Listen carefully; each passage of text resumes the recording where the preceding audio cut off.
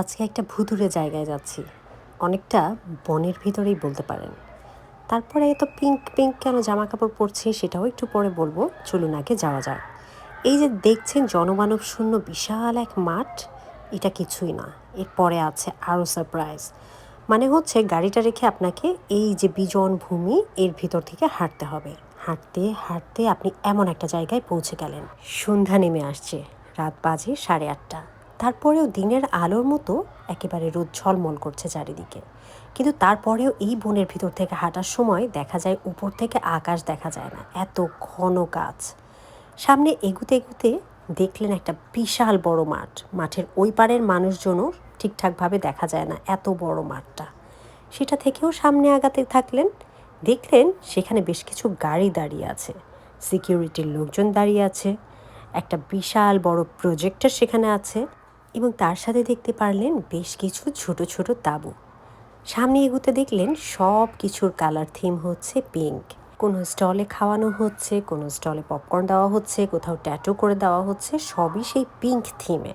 এবং আমার আশেপাশে খেয়াল করলে দেখবেন প্রচুর পরিমাণে ফ্যামিলিজ কিন্তু অলরেডি এখানে চলে এসেছে, বাচ্চারা খেলা শুরু করেছে। এবং এই পার্কটার বিশেষত্ব হচ্ছে এখানে যে গাছগুলো দেখতে পাচ্ছেন, এই গাছগুলো মানে খোদাই করে বিভিন্ন জন্তু জানোয়ারের প্রতিকৃত দিয়ে পার্কটা তৈরি করা।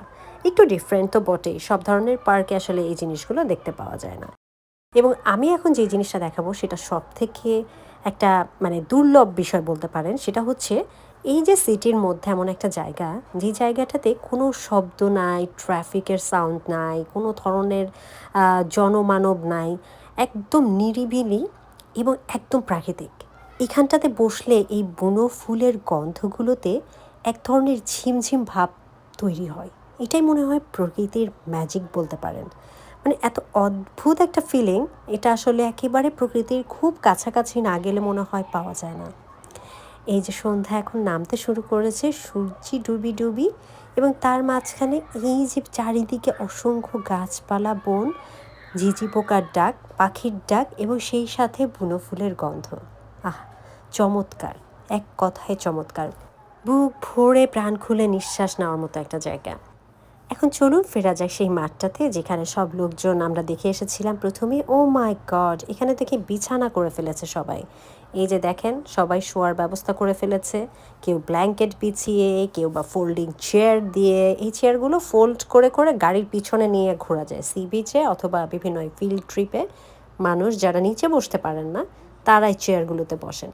তো যাই হোক, এখানে আসলে ছোট বাচ্চা, মাঝারি, মানে অনেক বয়স্ক বিভিন্ন ফ্যামিলিজ কিন্তু চলে এসেছে ইতিমধ্যে, আপনারা দেখতে পাচ্ছেন। এবং সবাই বিছানা টিছানা করে বালিশ টালিশ নিয়ে ব্ল্যাঙ্কেট নিয়ে ready.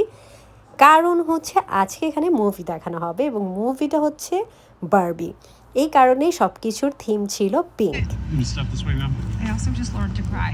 First I got one tear and then I got a whole bunch. What do I do? Do I follow? তো এই ঘন জঙ্গলে রাতের বেলাতে এখন আমরা মুভি দেখব।